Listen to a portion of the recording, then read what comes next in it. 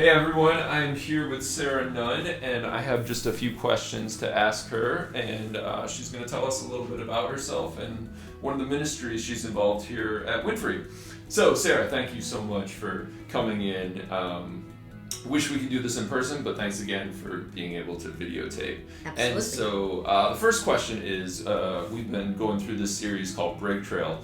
So, what is the mission Jesus has given you, do you think? Okay. I've always had a heart for reaching out and helping those in need. And when we came to Winfrey about 28 years ago, there's a program that's called Richmond Friends of the Homeless. And it actually was formed here at Winfrey over 30 years ago. And the gal that started it, Winfrey, when it was started, was serving every single Tuesday. And over the years, other groups and organizations have come in and helped. And when I say serve, it means preparing a lunch that gets carried downtown to anywhere from 50 to 120. And that was at our first location. There are now 3 locations, and they now do 3,000 meals a week at 3 different locations, and they're all done at lunchtime. But Richmond Friends of the Homeless has been going on, and then over the years, Winfrey went down to doing it twice a month, and now we do it on the 4th Tuesday of every single month. And I have coordinated. By coordinating, it means I take care of making sure we have whatever it is that we're planning to serve. We have the people that prepare the food here if it needs to be prepared, and then we have to have it transported downtown. Up until COVID, we actually got to serve at Broomfield United Methodist Church down on Jefferson Davis Highway, and we would take it into their fellowship hall, which is kind of in the basement, and we would have 8 or 10 volunteers that came and helped prepare the food, and then we'd carry it down, and we'd have people that would serve the food.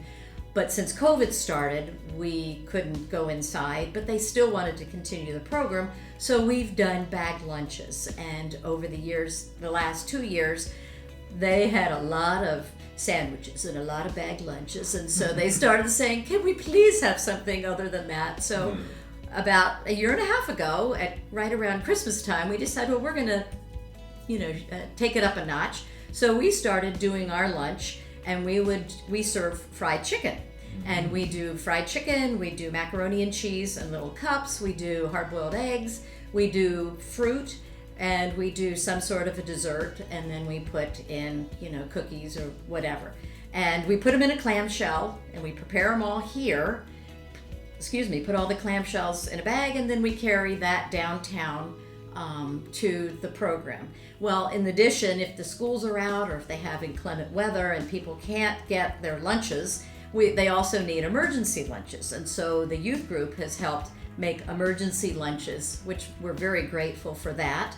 And that consists of a non-perishable lunch of proteins and crackers and snacks in a paper bag, and we take those downtown when we have them made up, and then they store those for a time when either a group can't come downtown and serve, or they have the kids are out of school, in the summertime or whatever, and they don't have a group that serves. So Richmond Friends of the Homeless has been a very vital part of my heart, and Winfrey has supported it financially and through dozens, almost probably 100 volunteers over the years that I've been helping to provide the food, to prepare the food, to carry it all downtown, to serve it up until COVID, and then now we literally take the lunches down there and they pass them out for us. We just have to drop them off.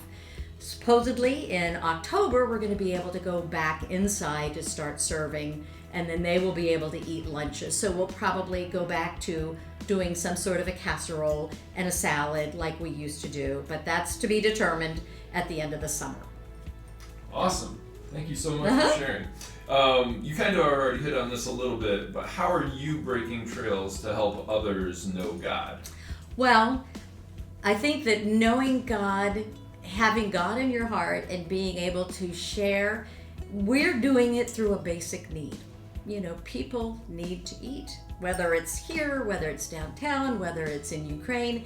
It's a basic need. And so one of the comments that the director, her name is Shawnee, gives about Friends of the Homeless is that you have to feed the greedy to get to the needy. And because people say, is everybody really homeless? No, they're not all homeless, but we try to provide a hot lunch. We don't ask any questions about, have you already had a lunch, or do you really need one? They just provide it for anybody. So we feel like and we try to focus in on one specific thing. We could do food, we could do, reading to children, we could do all sorts of, we could do a clothing drive, but we focus on feeding and filling their bellies, because a warm belly is a happy heart. There you go. Well said. What do you wish you'd known about Jesus' mission when you were a teenager? Well, our youth group, when I was coming along, we didn't focus. I don't think we had as much about going out and doing missions then as they do today. We had a lot of group activities. We might have done things at our church, but we didn't, it just wasn't as much of a, let's go out and help somebody that needs help, except for maybe in the middle of summer, we might have gone and, cleaned up somebody's yard, something like that. But I think having, I wish we had known more about opportunities to serve others when I was a teenager. Very cool. Last question. What's one piece of encouragement or advice you give students who want to embrace Jesus' mission for their lives? Okay. Well, I think this is so important to start, and you all are starting at a great age, because you guys are influencers. And I know you've all heard of influencers through social media and things like that. But you don't realize that you're an influencer at school, at home, when you're doing your sports activities. And the thing that I would say is, you don't have to, prepare a meal. You don't have to go fix somebody's house. You don't have to do, a clothing drive. You don't have to do that to be able to do Jesus's mission. Giving a word of encouragement, patting somebody on the back, including somebody at the lunch table in the cafeteria, things like that you don't realize, but smiling at somebody who's a new student at your school. There are so many opportunities to share Jesus's love, in addition to a very big hands-on ministry that we can do. And I always tell people, when you're in the grocery store line, smiling at the cashier, people who've had a very hard day, they just need a word of encouragement. And I think that, to me, is just the beginning of sharing. And through that, you may have an opportunity someday to say, when somebody says, what is it about you that's different, from somebody else? Or somebody says, I like your smile.